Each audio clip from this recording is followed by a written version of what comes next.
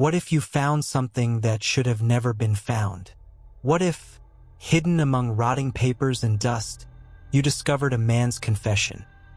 A record so disturbing it could rewrite what you thought you knew about the limits of cruelty, faith, and obsession. And what if, as you turned those pages, you began to feel that the story inside wasn't finished, that something within it was still waiting? In the spring of 2024, Dr. Aaron Keller, a historian from Boston University, arrived in Whitmore Parish, a remote corner of southern Louisiana where the air itself seemed older than time. He came chasing whispers, rumors of a sealed archive in the basement of an abandoned courthouse, once used by the Whitmore family, one of the oldest plantation dynasties in the state. The locals weren't eager to talk. They told him the parish was quiet now, that the Whitmore name hadn't been spoken in decades. And when he mentioned the word archive, an elderly librarian muttered, "Best let sleeping ghosts lie." But Keller wasn't the kind of man to let ghosts lie. The building was a relic, its brick walls streaked with mold, its floor warped from years of humidity. The air smelled of earth and old smoke. He descended a narrow staircase into the basement, his flashlight beam cutting through the dust. What he found there wasn't a room, it was a tomb.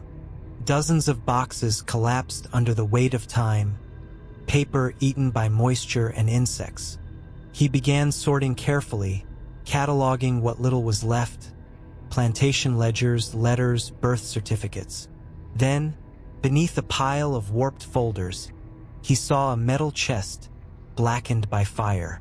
Its lock had melted shut. He pried it open. Inside, wrapped in brittle linen, lay a small leather-bound book, the color of dried blood.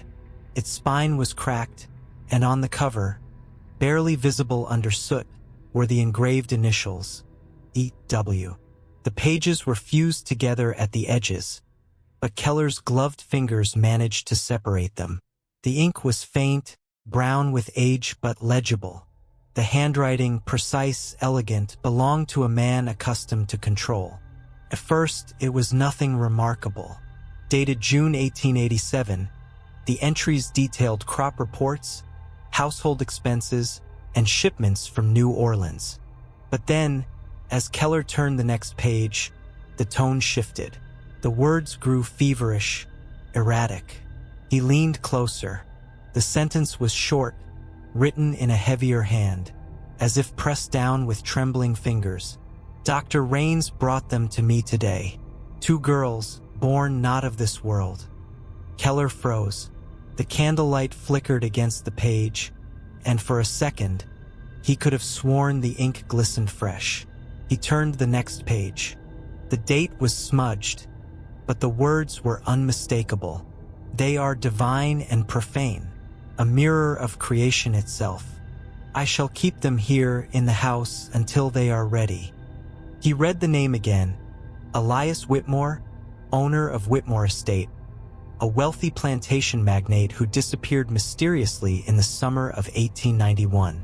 No record of him or his family survived beyond a few scattered mentions in church logs. Keller sat back, the sound of dripping water echoing from the corners of the basement. His pulse quickened. He had come looking for traces of history. What he'd found felt like something entirely different. He flipped back to the first page, rereading the name, the date, the final line. 2 girls, born not for this world. Somewhere above, a door slammed, though Keller was sure he'd locked it. The sound reverberated through the empty courthouse, and the faint scent of burned paper rose from the open chest. That night, as he packed his notes in the motel, Keller couldn't stop thinking about that one phrase. It pulsed in his mind like a heartbeat. Born not for this world. He didn't know it yet, but by morning, he would return to that basement, and nothing in his life or in Whitmore Parish would ever be the same again. Who was Dr. Samuel Rains, and what did he bring to that cursed estate? Was he a savior, a scientist, or simply the first link in a chain of damnation that would claim everyone who touched it? Dr. Aaron Keller couldn't sleep. The motel's walls felt thin, the air heavy. Every time he closed his eyes, he saw the same phrase from the diary: 2 girls, born not for this world. By dawn, he was already back at the courthouse basement, desperate to know more.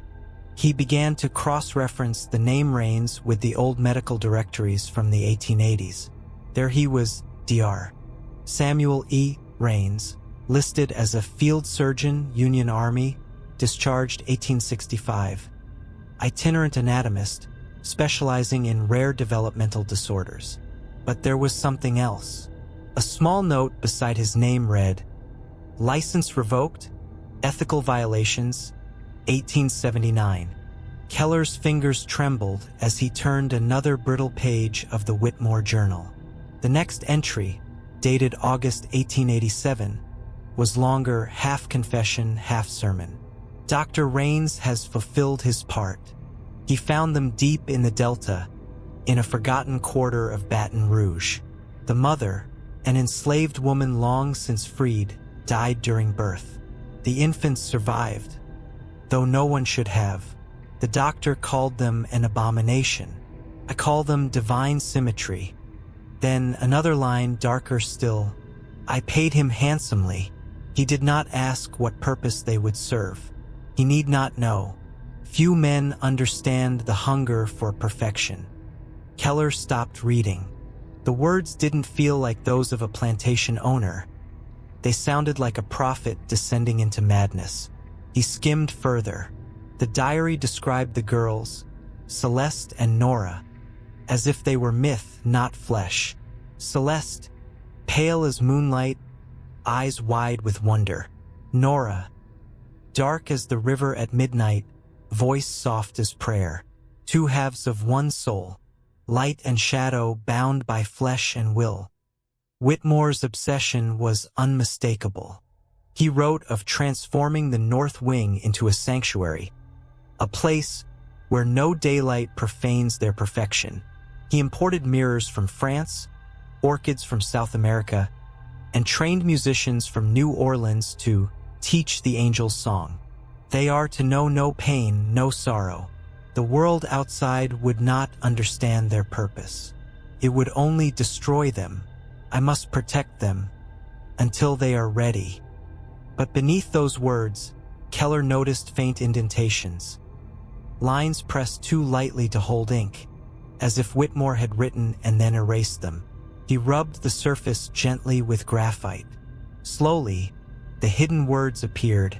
"They do not speak to me anymore. They whisper to each other at night. Sometimes I think they watch me through the glass." The historian leaned back, the breath catching in his throat. Outside, thunder rolled across the bayou. He read on. Whitmore described ordering every servant to vacate the North Wing. "The angels need silence," he wrote. "They must live without distraction, without the corruption of ordinary tongues." Then one more line, almost loving in its delusion. "I walk among them as Adam among his first creations. They follow my every word." Keller's hands felt cold. He flipped to the final entry of that section, dated December 1887. The handwriting was nearly illegible, ink smeared as if by rain or tears. "The mirrors are up. The air hums when they breathe. Sometimes, when I enter the garden at night, I see not 2 reflections but 3. One stands behind me, smiling." The words seemed to tremble on the page, alive with dread. Keller closed the journal. He felt it then, a presence, faint but real, like eyes on the back of his neck. The basement was silent, yet he could swear he heard something, the soft, uneven rhythm of breathing just beyond the beam of his flashlight. He turned toward the darkness. Nothing. But as he lifted the diary to place it back in the box, a small piece of paper slipped free. A note scrawled in a different hand, more delicate, almost childlike. "He says we were made for heaven, but the glass shows something else." Keller stared at it for a long time. The paper smelled faintly of jasmine. Whatever Whitmore had bought from Dr. Raines, it was not salvation. It was the beginning of a nightmare. The deeper Aaron Keller read, the more he felt the man behind those pages slipping away from sanity. Elias Whitmore no longer wrote as a scholar or a gentleman. His voice had changed. Each line pulsed with revelation, like scripture whispered through clenched teeth. They are not creations of God, Whitmore wrote, but of balance itself, the sacred joining of what heaven divided. Male and female, light and shadow, body and spirit. Through them, the world will remember its original harmony. He had stopped calling Celeste and Nora girls. He now called them the twins of balance. He believed they carried inside them the key to the divine duality he'd long pursued through his studies of ancient mysticism. Whitmore filled the north wing with mirrors, not as decoration but as instruments. The glass reveals truth, one entry read. When they stand before it, I see the reflection tremble. The world behind it breathes. Keller pictured it. Two young girls, trapped inside a gleaming cage of reflections, surrounded by hundreds of faces that weren't quite their own. He turned another page and found lists of languages, Latin conjugations, fragments of Coptic hymns, invocations written in hieroglyphs. The entries were methodical, obsessive. Whitmore described teaching them to chant the heavenly language, a pattern of syllables meant to resonate with the hidden architecture of creation. When they speak it in unison, the air bends, he wrote. The flame flickers backward. The sound hangs in the room like fog. By now Keller could barely keep reading. The words made the air in the basement feel thicker, closer. Each sentence seemed to hum with something low and uneasy. He tried to convince himself it was exhaustion, that the sound he heard, a faint hum beneath the floorboards, was just an old building breathing. But when he looked at the photo he'd taken of the journal earlier that evening, he noticed something strange. In the blurred reflection on the page's glossy surface, there were three silhouettes. That night, Keller dreamed of water and mirrors. In the dream, he stood in a dark hall filled with glass. Behind every reflection, a pair of eyes watched him, one pale as milk, the other black as the bayou at midnight. When he woke, his pillow was damp, though the room was dry. Somewhere far below Whitmore Parish, the echoes of a forgotten song were still being sung. 2 weeks after reading the House of Mirrors section, Aaron Keller came across a folder misfiled in a church archive in Baton Rouge. Inside was a single brittle letter written in 1890 by Pastor Elijah Moore of St. Augustine Parish, addressed to the Bishop of New Orleans. The handwriting was trembling, uneven, as if written in haste or fear. Elias Whitmore no longer attends service. He keeps to his estate with the two girls. At night, the people of Whitmore Parish hear voices rising from his house. Melodies like prayer, yet not of the Lord. I have tried to visit him, but his servants deny me entry, saying the master is preparing the way. Keller exhaled slowly. The letter had been stamped unanswered. A few pages later, in Whitmore's own journal, the date matched the priest's complaint. The tone was cold, defensive. The holy man came today, his breath thick with fear. He looked at my library but saw nothing. He ate my food and spoke of sin. I smiled. He will not return. The angels sang as he left. Keller could almost hear the arrogance in the words, the contempt of a man convinced that heaven itself had chosen him. From another source, a housemaid's unsigned testimony preserved in the parish ledger, came a different voice. At night they sing in the glass rooms. Not one voice, but two, and sometimes a third that comes from nowhere. The mirrors move though no one touches them. Shortly after the priest's visit, several servants left the estate. The rest vanished from record entirely. The next entry in Whitmore's journal explained why. Loose tongues endanger divine work. The transition must not be disturbed. The house must breathe only obedience. He fired them all, or worse. The following page was stained, as if something wet had dripped onto it before the ink had dried. By now, Keller's sense of dread was constant. Each new discovery drew him deeper into the mind of a man whose faith had rotted into madness. The historian imagined the estate as it must have been. The preacher riding away beneath a blood-red sky, the mansion behind him humming softly with voices that were not singing hymns. That night, Keller dreamed again, this time of bells tolling underwater and a single line echoing through the dark. The way must not be broken. By the time the entries reached 1890, the handwriting in Whitmore's journal had begun to fracture. Jagged lines, half-finished sentences, sketches of strange geometric symbols scrawled between paragraphs. Circles intersecting triangles, the shapes annotated with Latin words like coniunctio and transmutatio. Dr. Aaron Keller photographed every page, enlarging them later on his laptop. The diagrams weren't random. They were alchemical, the same symbols once used to represent transformation, not of metal into gold, but of the human soul into something divine. Whitmore's words were the ravings of a man who believed he could perfect creation itself. The great convergence draws near. Flesh must mirror the spirit, and spirit must take shape. Through them I shall see the face of God.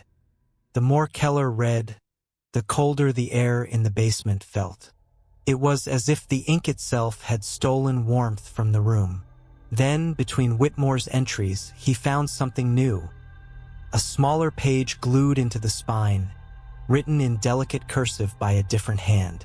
It wasn't the master's. It was one of the girls. At the bottom, a faint signature. Celeste. He says we are the key, but the door he seeks to open does not lead to heaven. Nora says she hears whispering from the walls. At night, the glass moves like water. When I close my eyes, I feel someone standing behind me, breathing slow. He says it's God. I think it's something else. Keller reread the words, unable to look away. The image of two young girls, trapped in rooms of mirrors, watched by a man calling himself their protector, clawed at his mind. The following entry from Whitmore himself was worse. The girls resist the merging. They cling to mortality like children clutching rags. Pain will teach them release. I must guide them beyond fear, beyond self.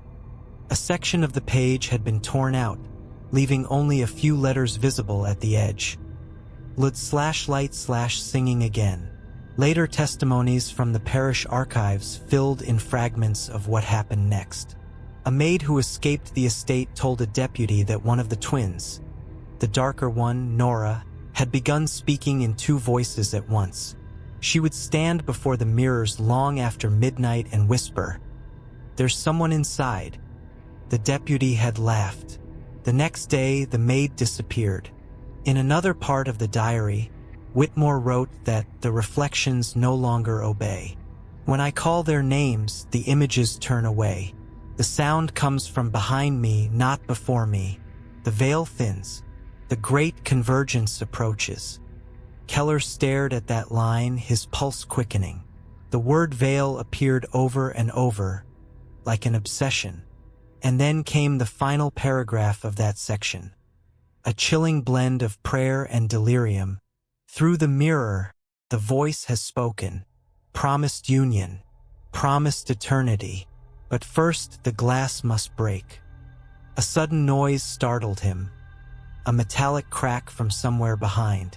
He turned, heart pounding, his flashlight shaking across the stone walls. The sound had come from the shelf where the journal lay open. One of the glass microscope slides he'd brought for photographing samples had split clean down the middle, its fracture line glinting like a smile. Keller tried to laugh it off, but couldn't. The air felt heavier, the shadows closer. He shut the book, slid it into its case, and whispered to no one, "There's nothing inside the glass." But deep down, he already knew that wasn't true. The summer of 1890 marked the turning point, the moment when Elias Whitmore's obsession crossed the final line between revelation and cruelty. His diary entries became cold, almost surgical, stripped of the feverish beauty of earlier pages. They now read like laboratory notes written by a man dissecting the divine. The experiment resists me. The flesh rejects what the spirit demands. Nature itself defies transcendence. I must teach it obedience through pain. Between those words, Keller found stains, dark, circular blotches that weren't ink. From a surviving letter in the parish courthouse, Dr. Samuel Raines had returned to the estate that same month. His tone was measured, but underneath, desperation leaked through every sentence. I was summoned by Whitmore's servant under pretense of illness. The girls were feverish, their pulses rapid, their eyes fixed as if seeing something behind me. I attempted to administer laudanum, but the master forbade it. He said suffering was necessary, that pain was the bridge between worlds. Raines left that night and rode to the sheriff's office in Baton Rouge, where he filed a formal complaint about inhumane treatment and occult experiments upon minors. The response came stamped and folded in a single phrase: matter closed, property of an influential citizen. Whitmore's own entries around that time spoke of betrayal. The doctor doubts. He has forgotten faith. He fears what he cannot understand. He will not return. No one will. The house must be sealed. One line that followed was almost illegible, pressed hard into the paper as if carved. They tried to run. Keller felt his stomach twist as he read on. Celeste betrayed first. Nora followed, found them near the southern veranda before dawn. They wept, they begged. But a parent does not abandon his children to the world's cruelty. They must remain until the gates open. The next pages blurred into half-mad scripture, verses about purification, alignment, union. Every repetition of the word union seemed to tremble with menace. Then, at the bottom of one page, a final sentence underlined 3 times. No one leaves this house until the gates are open. Keller shut the diary. The basement lights flickered once, then steadied. For a moment, he thought he heard faint breathing, soft, steady, coming from the shadows behind him. The final pages of Elias Whitmore's journal were nearly impossible to read. The ink had bled through the paper as if the words themselves had tried to escape. The date, written in a shaking hand, June 22nd, 1891. They are ready. 2 halves, 2 keys. When the moon rises over the swamp, the world shall be one again. The letters slanted downward, words fractured mid-sentence. Between them were sketches, concentric circles marked with symbols of mercury, salt, and sulfur. In the center, 2 overlapping figures, their hands joined, their faces blurred. Whitmore called it the convergence. The angels no longer resist. Their voices have become one. When flesh dissolves into spirit, when reflection devours its twin, the veil shall open. Aaron Keller's pulse raced as he read. It wasn't history anymore, it was confession. From the parish records, he reconstructed the rest. On the night of June 22nd, several townspeople saw orange light flickering over the treetops. Some claimed to hear a low chanting, like a hymn carried by the wind. By dawn, the northern sky above Whitmore Estate glowed faintly red. When Sheriff Malcolm Green arrived the next morning with 2 deputies, the estate was silent. The air smelled of rain and ash. Half of the north wing had collapsed inward, the windows shattered, glass glimmering among the vines. They found 3 bodies. Whitmore's corpse lay at the center of a wide room blackened by fire. His throat had been cut cleanly from ear to ear. The knife lay beside him, its handle engraved with a serpent swallowing its own tail. Around his body, the floor was covered in chalk and dried blood. Spiraling marks and alchemical sigils washed half away by the storm. In the adjoining room, what had once been the mirror chamber, were the other two. The report described them as two young males, approximately 18 years of age, found unclothed, their bodies pale and thin, the lips stained blue. Between them sat a silver chalice. Inside it, traces of a dark liquid, later identified as containing opium, belladonna, and mercury. The sheriff's summary was brief, almost apologetic.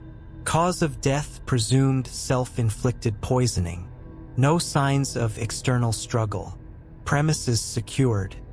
But Keller knew what the official record refused to say. The deputies who first entered the burned hall later told a reporter they'd seen faces in the mirrors, though none remained unbroken. One man swore he heard two voices humming softly through the smoke. When Keller examined the final page of the diary, he noticed something odd. The ink on the last line shimmered under his flashlight, as if it had never fully dried. The gate opens not upward, but inward. The words seemed to vibrate against the page, the letters slightly raised, like scars on skin. He sat in the dark, the sounds of the bayou seeping through the cracked window of the archive. The cicadas fell silent all at once. The air grew heavy, and from somewhere distant, a sound like singing. A slow, wordless melody. Two voices, perfectly in tune. Keller's flashlight flickered once and went out. For a moment, in the black glass of the monitor beside him, he thought he saw movement. Two faint shapes standing side by side, their reflections whispering something he couldn't hear. Then the image was gone. A month after the fire, when the ashes of Whitmore Estate had cooled and the parish tried to bury its scandal, Dr. Samuel Raines sat alone in his quarters above a shuttered apothecary in New Orleans. His handwriting trembled from exhaustion, not age. The letter he composed that night was addressed to the Louisiana Medical Academy, though it was never officially received. It was found years later, sealed but unsent, among his personal effects. To the Board of Medical Ethics, I cannot accept the conclusions written by the sheriff of Whitmore Parish. Celeste and Nora were not capable of self-destruction. The elder, Celeste, possessed a strength of will I have not seen in any creature. They endured isolation, deprivation, pain, and yet they still lived with the desperate hope of freedom. They would not simply drink poison and die. Not after the master's death set them free. Raines paused before continuing, his quill pressing harder into the paper, the ink thickening with anger. I believe the events of that night did not end with Whitmore's death.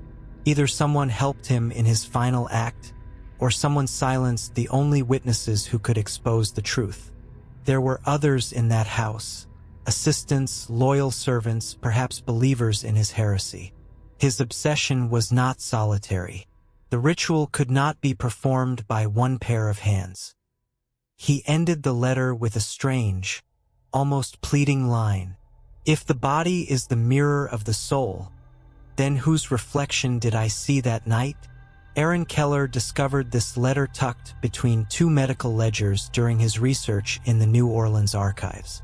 The paper was brittle, the ink faded to rust, but the tone of desperation was unmistakable. In the margin, beneath Raines's handwriting, someone, perhaps the doctor himself, had drawn a small symbol, a circle divided by a vertical line, flanked by two mirrored crescents. Keller froze when he saw it. It was the same alchemical seal etched into the stone wall of Whitmore's burned basement, captured faintly in one of his photographs. Two halves, one reflection. Two souls, one mirror. He zoomed in on the symbol, enhancing the photo under the harsh white light of his laptop. The cracks in the stone seemed to move, shifting subtly like veins under skin. He blinked and the image stilled. The The letter ended with no date, but a single unfinished sentence at the bottom of the page. The eyes in the glass are not his. They never were. Keller leaned back in his chair, trying to make sense of it. If Raines doubted the official version, that meant there was more. Something buried, erased, or deliberately hidden. Perhaps the fire wasn't an accident at all. Perhaps someone had ensured the estate's silence. He compared Raines's phrasing, "two souls in one mirror," with the phrase Whitmore had used in his diary, "two halves, two keys." The same language, the same obsession. The deeper Keller stared at the alchemical mark, the stronger the feeling grew that it wasn't just a drawing. It was an invocation, a doorway written in symbol. And behind that doorway, just out of sight, something waited, listening. He shut the laptop, but the image burned in his mind long after the screen went dark. In the faint reflection of the window, he thought he saw movement. Two pale outlines, watching. A year after unearthing Dr. Raines's unsent letter, Aaron Keller was granted access to a private collection at the Geneva Medical Archive, a quiet stone building that once served as a convalescent sanatorium. Among the yellowed case files and patient journals, he found a single envelope sealed with black wax and marked private, correspondence of Dr. Samuel E. Raines. Inside lay a folded letter written in elegant, feminine handwriting dated March 3, 1902. The ink had faded to sepia, but the words were still clear. They arrived safely. The air of the Alps has done much for their health, though their spirits remain divided. The elder still speaks of the moon and the mirror. The younger sleeps often and dreams aloud in two voices. The physicians here believe them to be twins, but I know better. Their bodies heal, yet their souls refuse to join. The letter was unsigned, only a single initial, L. Keller read it twice, then again, pulse quickening. They arrived safely. Could it be possible that Celeste and Nora had survived the fire? That Dr. Raines had helped them escape Louisiana under false names? The rest of the letter hinted at a quiet hope, almost tenderness. You will be relieved to know they are safe from those who sought to use them. I pray time will sever the bond that chained them to that house. For now, they are content to walk by the lake each morning. They wear white and no one asks questions. The edges of the paper bore faint traces of ash, as if it had traveled far to reach him. Back in the present, Keller searched the Geneva archives again. In a 1903 registry of patients from a private rehabilitation clinic near Lake Lucerne, he found a cryptic entry. 2 female patients, mid-20s, arrived from Louisiana, United States, accompanied by an American physician. Diagnosis: congenital dual symmetry, psychological dissociation. Condition stable. No names, no discharge record. Only a note added years later in a different hand. Both released to private care. No further correspondence. Keller sat in the dim reading room, the letter trembling in his hand. The clock ticked faintly behind him, echoing like a heartbeat. If the letter was real, and it certainly seemed authentic, then the official version of the Whitmore tragedy had been a lie from the beginning. Celeste and Nora had not died in the mirror chamber. They had passed through it. And somewhere, in a quiet European valley, the two halves of a soul had learned how to live apart, if only for a time. The road to Whitmore Estate had almost vanished beneath the swamp. Aaron Keller parked where the dirt path ended and walked the rest of the way on foot, guided only by the glow of his lantern and the faint scent of stagnant water. The air was thick, heavy with the hum of cicadas and the slow whisper of the marsh. Locals had warned him, "Don't go there on the night of the solstice. The swamp remembers." He'd laughed at first. Now, standing among the blackened ruins, laughter felt like a language from another life.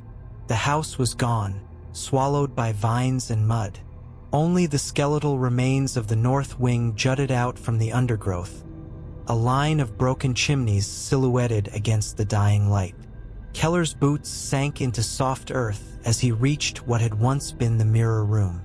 There, half buried in the mud, something glinted, a fragment of glass, thick and warped with age. He wiped it clean with his sleeve. On its inner surface, beneath the glass itself, was a faint engraving, the same alchemical symbol Rains had drawn in his letter. Two crescents facing one another, joined by a single line. He turned it over, and for a moment the moonlight caught the reflection just right. He saw his own face, and behind it 2 pale figures standing shoulder to shoulder. He spun around. Nothing, only fog. The swamp began to breathe. That's the only way he could describe it. A slow exhale from the earth itself. The trees shivered, and the water trembled under a rising wind. Then he heard it. Faint, melodic, heartbreakingly human. 2 voices, singing in perfect harmony. No words, just sound. Ancient, gentle, and unbearably sad. Keller's breath came shallow. The mist thickened until the ruins disappeared entirely. From within it, he saw them. 2 women in white, walking hand in hand along the edge of the marsh. Their faces were pale blurs, but their steps were steady, graceful, almost weightless.